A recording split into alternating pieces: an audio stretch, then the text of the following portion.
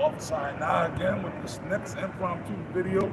There's a different title. This one, but the Spirit brought to my attention, man. I know we got a lot of brothers. Some of you brothers there, this may hit home for some of you brothers. It's called Stay Focused, brothers. Well, as we getting close to the end, you can feel it. You can feel that something's about to jump off. The Lord Yahweh Shai is about to jump out of this place, man. The Day of Atonement just passed, and that was a beautiful spiritual Day of Atonement that we just kept. What was it, last Sunday night to Monday night? Fast, and it was like a spiritual time. And after that, it's like the demons turned up the volume on brothers, man. And then the demons attacking all of us.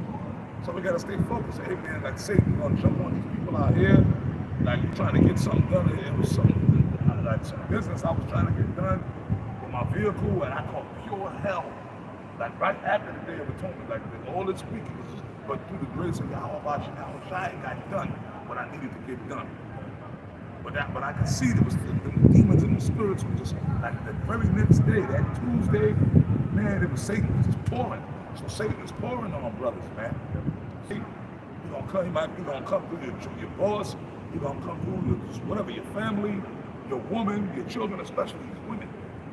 So brothers gotta stay focused, man, because now at the end, things are really picking up. The heat's picking up, man.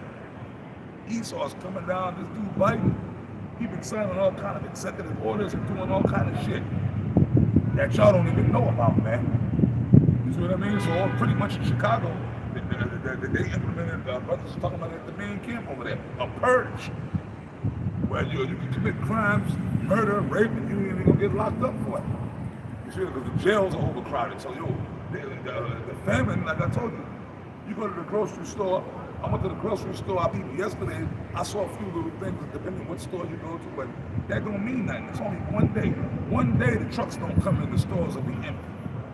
And especially if they shut everything down, people are gonna go and run and grab everything. The pandemic showed you that. So man, it's a matter of one day. We've already learned this through history. When that so-called 9/11 thing happened, right? And that one day, the whole world got turned upside down, man. You see what I'm saying? One day, when that pandemic came in, what happened? Boom, people were killing each other for toilet paper. Shit, man, we had mother effers killing each other for a Popeye's chicken sandwich. So you people are gone. You people out here are gone. But you brothers, man, we gotta stay focused. Because in the chariots, brothers are seeing chariots all over the place. Almost, it's to a point now where every day brothers are seeing the chariots, man. So Yahweh Shai and the angels are here, hovering. They just wait. They're already here. We keep saying Yahweh Shai and the angels come back. They're already here. They just hovering right on the earth, man. Just waiting for the Most High Himself, Yahweh, to get their signal. So we gotta, like the scripture says, in that knowing the time, what manner of men ought we to be? Shit, I could have added Romans, right? But I'll quote it. It says, and that knowing the time, that now is high time to awake out of sleep. Romans 13 and 11. For now is our salvation nearer than when we believe. I'll just quote that one. So we'll start it off with that scripture. Romans 13 and 11. I'm just quoting. That's what it says. So we got to be more focused, more on what. We can't allow these rudiments of the world primarily. I'm going to put it out there. A lot of you brothers, I know this might hit home for some. Your woman, your kids, you worried about the family. You don't want to lose your family. You know, brother, I know you come, man. Yo, being comfortable is not a part of this truth. You can't still be comfortable and still think you're going to be in the truth. Because you know what? This thing, you have to learn to be uncomfortable. You might lose everything. You might end up in a messed up situation. So, you know what, man? We're in a situation now where, brothers, you got to program yourselves to be uncomfortable. Everything ain't going to be comfortable, man. See what I'm saying? Right, the first scripture. This is what Yahweh Shai said. Yep, this is Matthew chapter 6, verse 22. It says, well, you know what? Let's go. Yeah, this is on Matthew chapter 6, verse 20. But lay up for yourselves treasures in heaven. That's right. How you plan? In other words, you got to make money. We got to work. We got to hustle. Brothers got to do what they got to do. We ain't saying go quit your job, right? But don't worry about trying to become rich in this world. What the scripture says, therefore having food and raiment, be therewith content. And Yahweh Shai said, what in the Lord's Prayer? Give us this day our daily bread. So in other words, as long as you make enough money to support yourself and your family and not be homeless and have the bare necessities, that's really what we're supposed to be focusing on.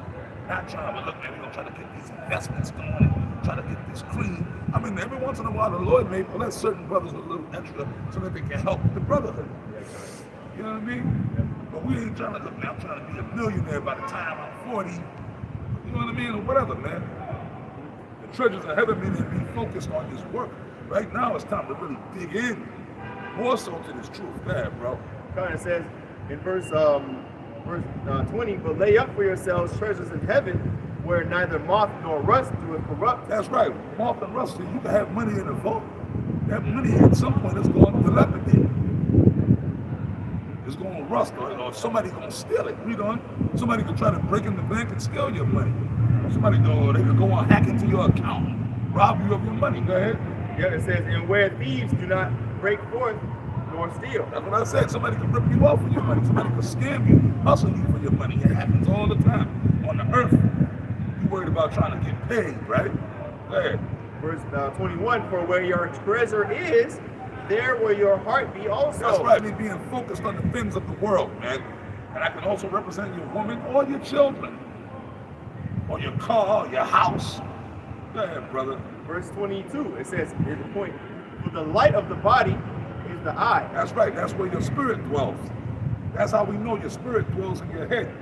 Like when somebody died, they said the light went out of his eyes. And it's true because you can tell when you see seen a dead, I'm not even talking about in the funeral home. If you've ever seen a motherfucker laid out dead in the street, their eyes might be open, but it's like there's nothing there. You can tell that he's dead. That motherfucker, I can tell he's dead. The light left his eye. And then the eye dilates and shit. You can tell. You see what I'm saying? So your spirit is the light of the body is the eye. That's where your spirit dwells. So it says, the light of the body is the eye. If therefore thine eye be single, thy whole body shall be full of light. If your eye is single, meaning focus on the truth. Singly focus on this truth. On Yahweh Ba'ashem Yahweh Shai. Okay?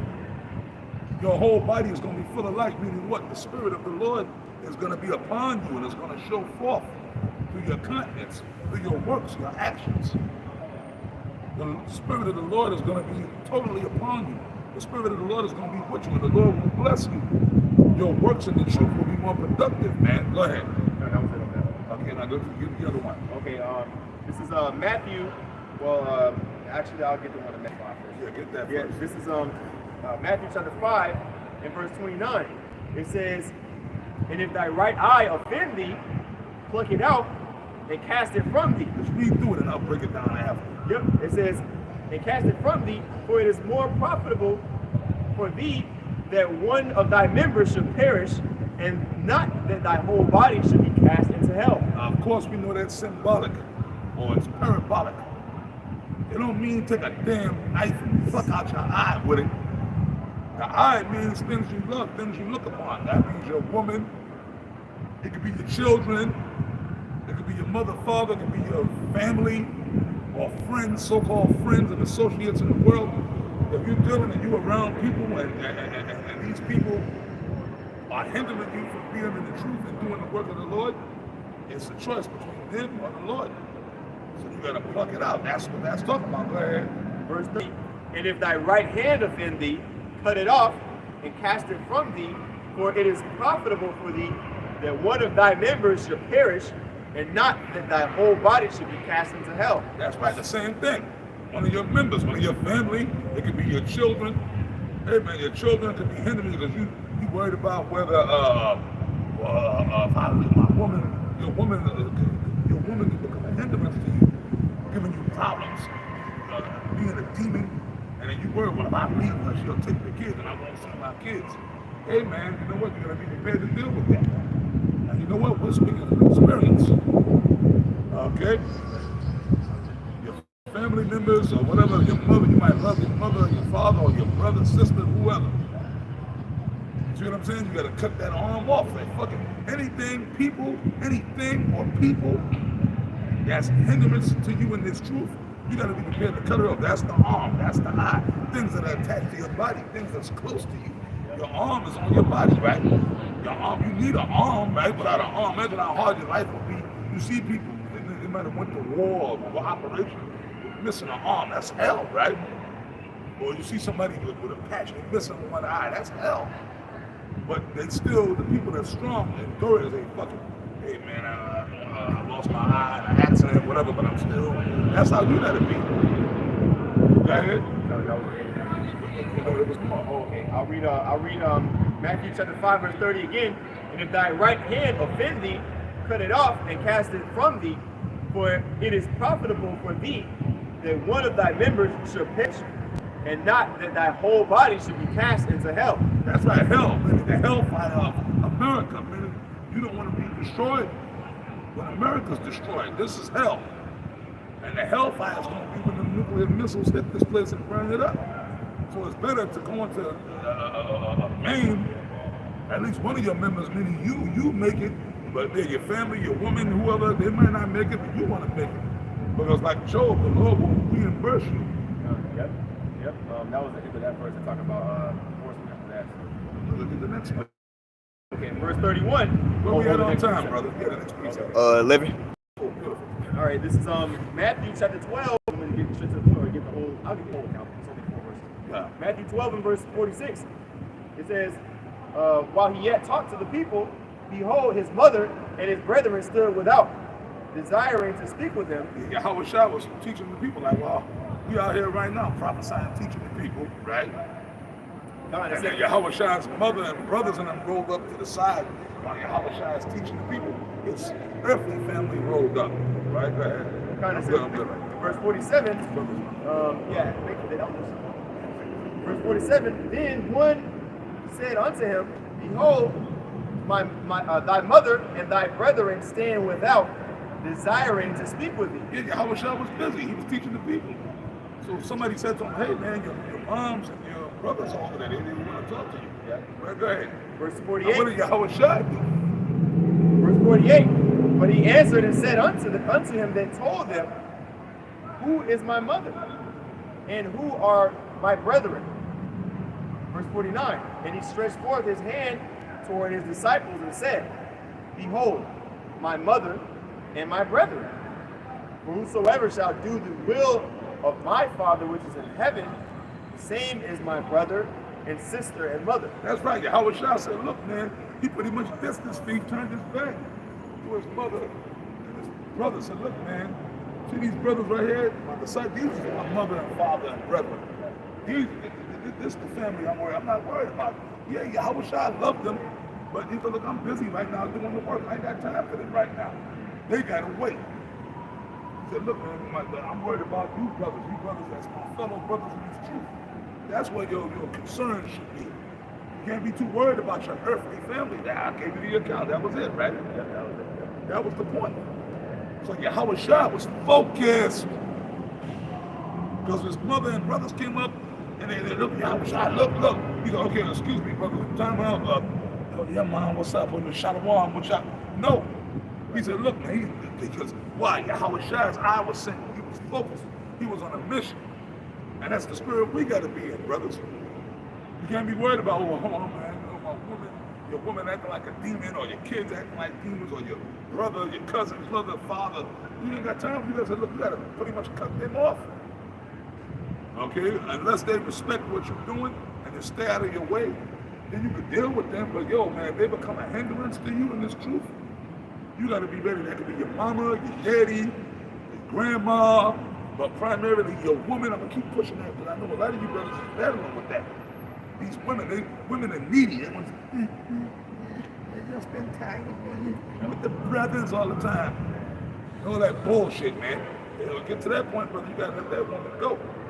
And even if she take the kids and go, you gotta have faith in the Lord, man. All right. We gotta stay focused, man. We can't get caught up into the rudiments of this world, man. Ready? You gotta be in the spirit of Yahweh Shah himself, man. All right. But with that, I'm gonna wrap it up. I pray that this video was edifying. I will rock this out tomorrow. Lord willing, the spirit can on me. I'll try to definitely get some videos up tomorrow for you brothers. And I say shalom to Allah.